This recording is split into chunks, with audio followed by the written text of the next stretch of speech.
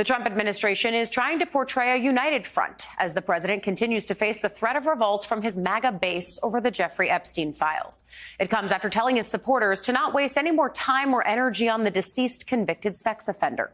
The White House released this statement yesterday, declaring that the president's entire team would continue to work in, quote, lockstep. That entire team piece is important because it comes despite the reported feud involving Attorney General Pam Bondi, FBI Director Kash Patel, and Deputy FBI Director Dan Bongino. What's more, Bongino was reportedly back at work yesterday, according to CNN, after he took Friday off and was rumored to have threatened to quit. CNN also reports Bongino's long-term future is still uncertain at this point. Additionally, President Trump told reporters on Sunday he spoke to Bongino earlier that morning and thought Bongino was, quote, in good shape in his current position. We'll see about that, but it comes as some high-profile Trump loyalists who voiced concerns over the lack of transparency regarding the Epstein files are now apparently heeding the president's orders and moving on. Turning Point USA founder Charlie Kirk, who voiced his concern over the Epstein files a mere 48 hours ago at the Student Action Summit in Florida, now says he's, quote, done with the matter.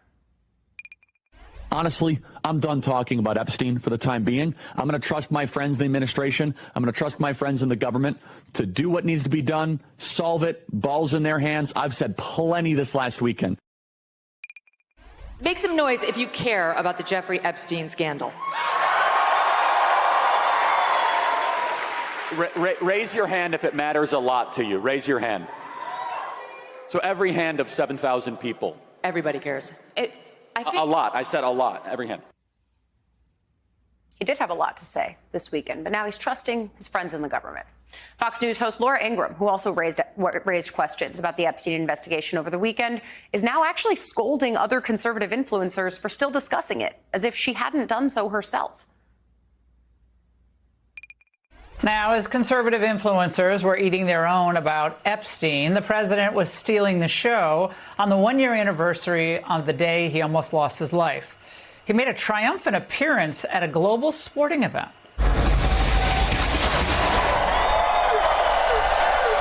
Meanwhile, Democrats keep shooting in their own goal, stumbling from one embarrassment to the next. How many of you are satisfied? You can clap. Satisfied with the results of the Epstein investigation? Clap.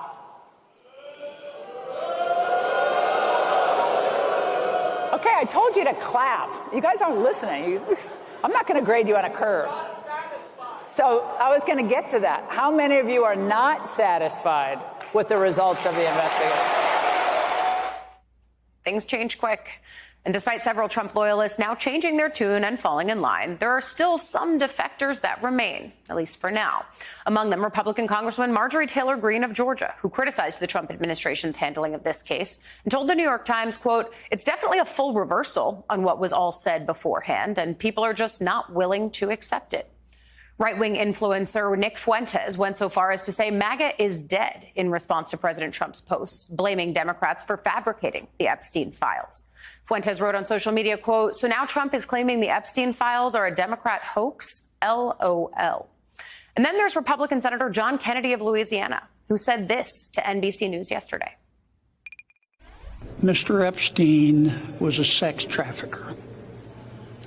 He was a sex trafficker of young women, some of whom were minors.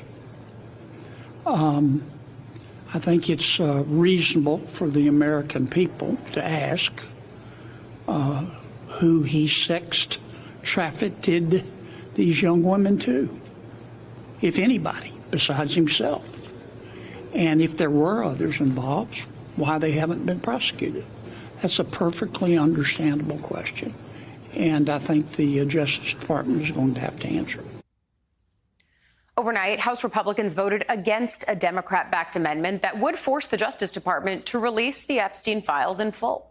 The House Rules Committee voted against attaching that amendment to a cryptocurrency bill. Congressman Ralph Norman of South Carolina was actually the only Republican on that committee who actually voted in favor of it.